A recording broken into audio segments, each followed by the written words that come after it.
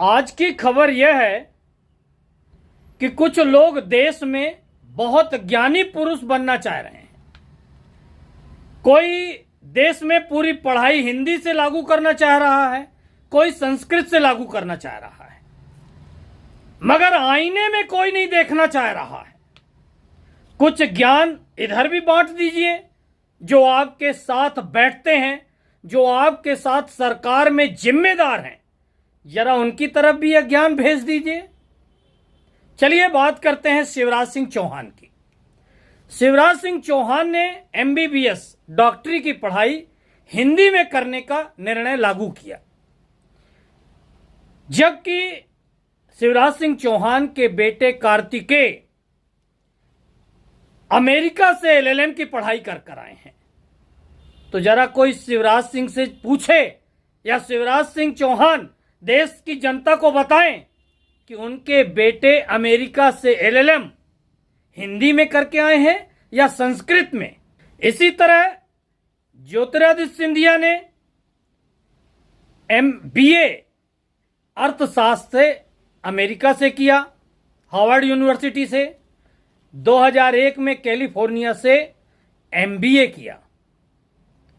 अब ज्योतिरादित्य सिंधिया भी केंद्रीय मंत्री हैं, वह भी बताने का प्रयास करें कि उन्होंने MBA कैलिफोर्निया से हिंदी में किया है या संस्कृत में किया है।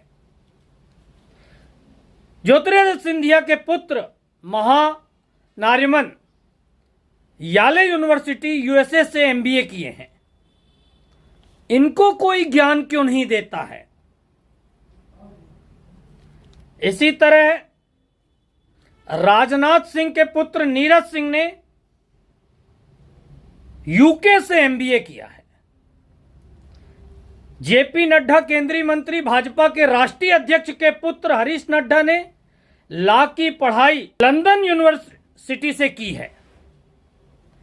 स्मृति ईरानी के बेटे जौहर ईरानी ने उच्च शिक्षा विदेश से की।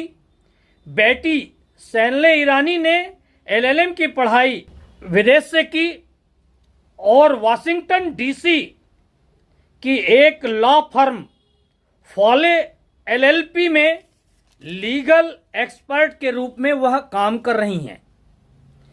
विदेश मंत्री जयशंकर के पुत्र ध्रुव जयशंकर USA से MA इन सिक्योरिटी की पढ़ाई की है।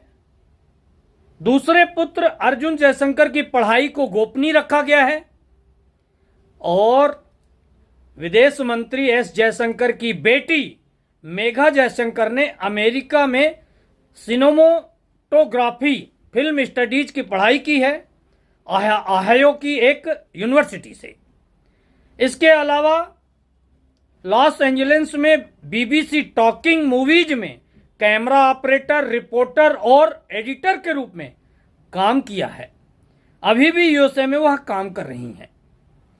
चलिए बात करते हैं निर्मला सीतारमण की। निर्मला सीतारमण की पुत्री परेकला वांगमई ने अमेरिका से MSc जर्नलिज्म की पढ़ाई की है। वर्तमान में वह द हिंदू और मिंट जैसे राष्ट्रीय समाचार पत्रों में पत्रकारिता कर रही हैं। मेरा सवाल फिर वहीं खड़ा हुआ है कि आखिर इन केंद्रीय मंत्रियों के, इन बीजेपी की सरकार के जिम्मेदार केंद्रीय मंत्रियों के बच्चे विदेशों में हिंदी या संस्कृत से पढ़ रहे हैं? अगर नहीं पढ़ रहे हैं तो फिर यह आम जनता के लिए यह सब क्यों?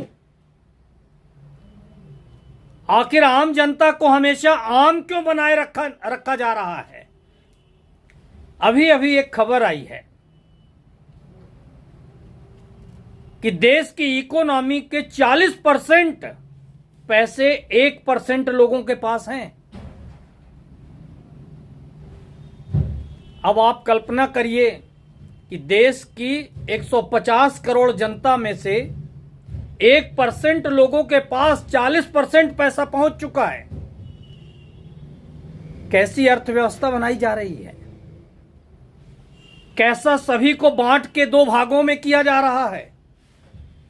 एक तरफ 5 किलो अनाज वाले 80 करोड़ लोग हैं, दूसरी तरफ 1% लोगों के पास 40% देश की अर्थव्यवस्था का पैसा पहुंच चुका है। मैं फिर कहूंगा, वन नेशन वन एजुकेशन जब तक लागू नहीं होगा तब तक अमीर गरीब, जाति आरक्षण, छोटी जाति बड़ी जाति, यह भेदभाव कभी दूर नहीं हो पाएगा। वन नेशन वन एजुकेशन का नियम जिस दिन लागू कर दिया जाएगा उस दिन बहुत सारे भेदभाव अपने आप समाप्त होते हुए नजर आने लगेंगे।